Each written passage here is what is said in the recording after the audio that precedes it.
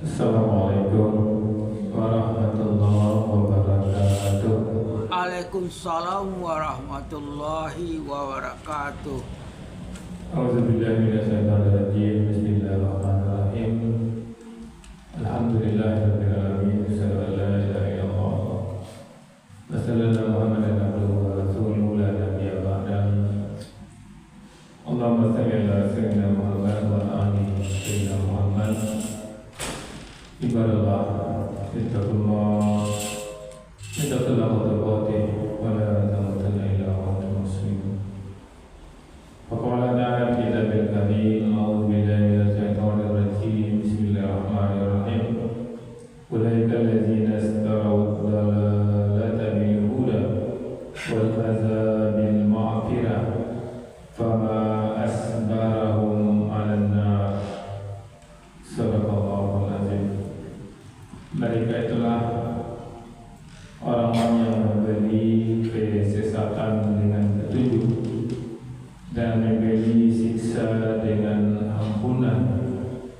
Maka alangkah beraninya mereka menentang api neraka. Al-Quran surah Al-Baqarah ayat 175. Bapak Ibu yang sangat kami muliakan serta soleh dan soleh yang kami banggakan, alhamdulillah, bersyukur kita kepada Allah. Kembali dengan izin nama Allah kita mampu meninggalkan aktivitas kita dan hadir di masjid ini.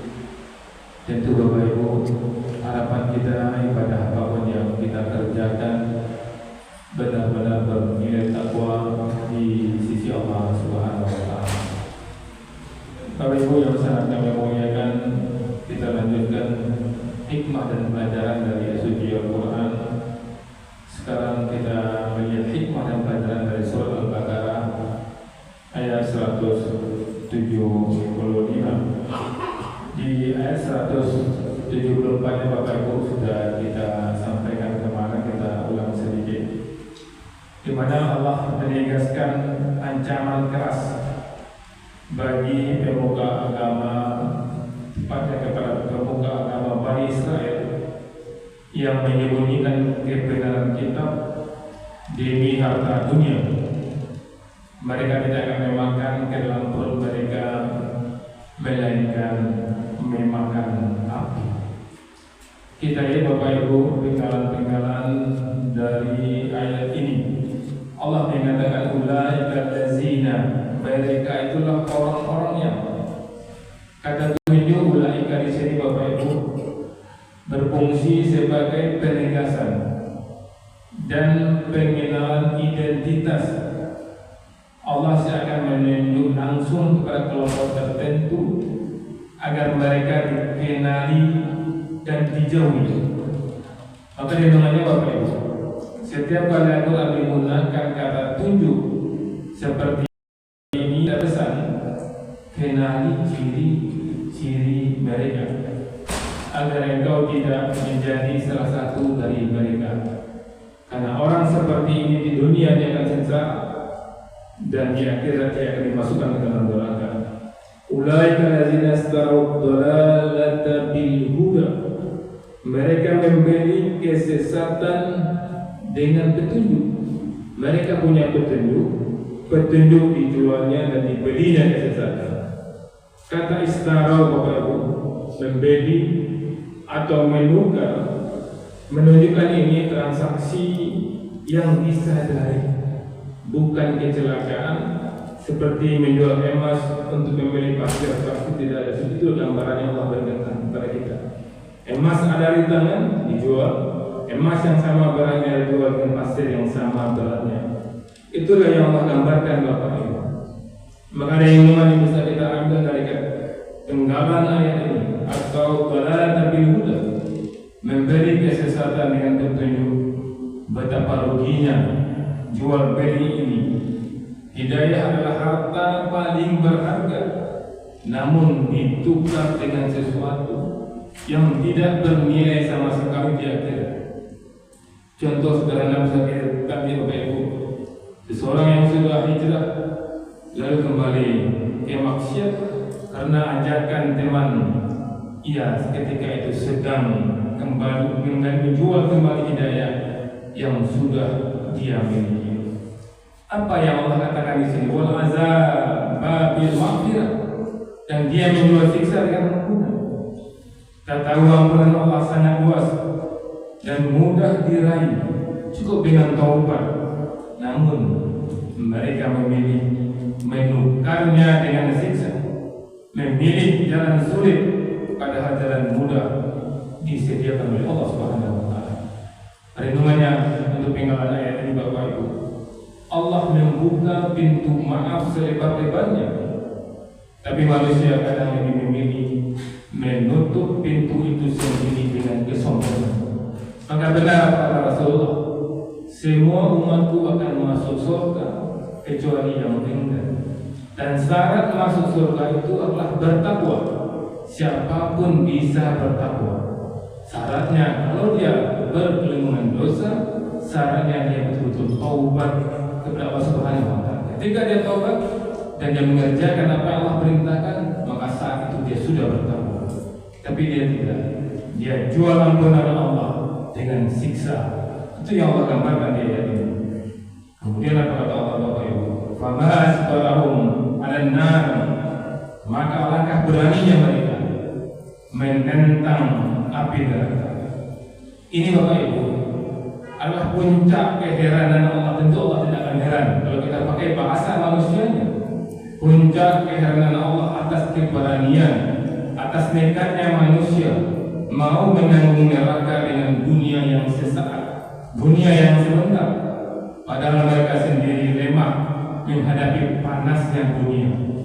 Maka renungan yang bisa kita ambil Bapak Ibu, manusia yang tidak sanggup menahan panas matahari sebentar saja, mengapa begitu berani memilih jalan menuju api yang tidak pernah padam?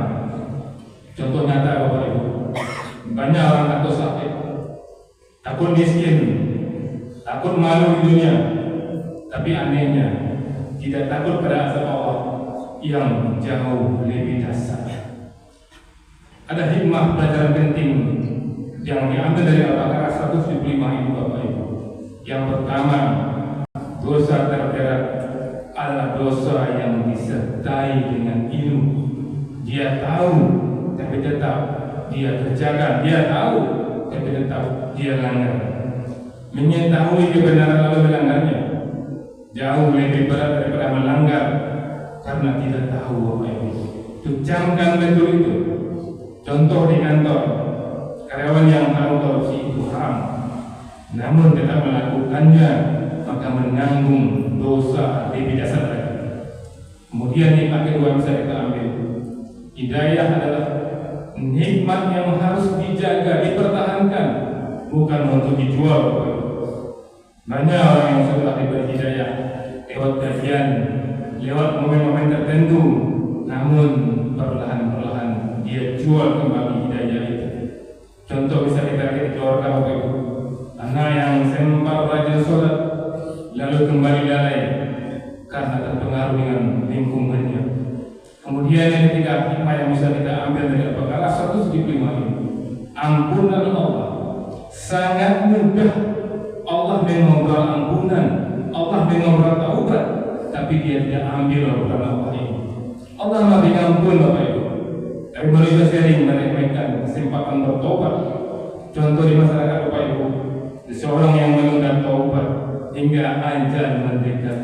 Jangan pernah ada di antara kita, memang Allah itu Maha Rahman, Maha Rahim, pasti benar Bapak Ibu. Allah itu Maha Pengampun, Allah itu Maha Penyayang, tapi Allah juga Sadidul Iqab.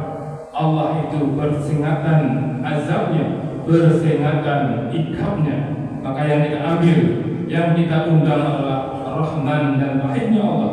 Jangan kita undang ikabnya Allah. Barang siapa yang menunda-nunda taubat sementara Allah Maha Penerima dosa, maka yang penunda-nunda taubat itu dia sedang mengundang ikabnya Allah Subhanahu wa taala. Kemudian hikmah berikutnya Bapak Ibu, kesombongan adalah akar penolakan kebenaran. Di sini digambarkan para ahli kitab menolak kebenaran bukan karena tidak tahu, tapi karena gengsi dan status yang dijaganya. Contoh di kantor misalnya Bapak Ibu, atasan menolak nasihat bawahan meski tahu itu benar, karena gengsi, karena malu, karena ego jabatan. Maka rasakan, apakah kita termasuk orang yang tidak mau dinasihati? Dan salah satu tanda orang sombong itu batarul haq, dia tidak mendengarkan kebenaran dan tidak mau mendengarkan nasihat. Itulah Bapak Ibu hikmah dan pelajaran yang luar biasa dari Al-Baqarah 175. Jangan sampai kita ikut kebanyakan orang, jangan sampai kita jual hidayah yang sudah ada. Kita sudah istiqomah sholat berjamaah di sini, jangan jual istiqomah ini dengan kelalaian dunia yang mempesona itu. Banyak maaf. Assalamualaikum warahmatullahi wabarakatuh. Waalaikumsalam warahmatullahi wabarakatuh.